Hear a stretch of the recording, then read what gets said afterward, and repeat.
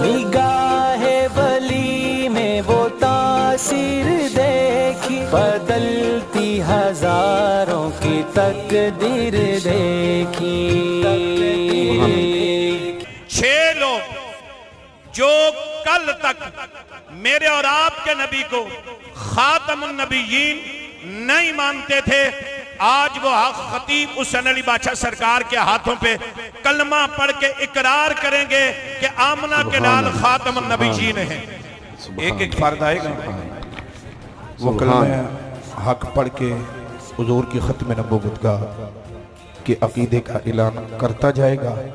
मोहम्मद शबीर उनका नाम रखा है, मोहम्मद शबीर अहमद सुल्तान सिद्दीकी साहब। ये सरकार जी से हाथ में मिलाएं और कलमा पढ़ेंगे, ला इलाहा इल्लल्लाह मुहम्मद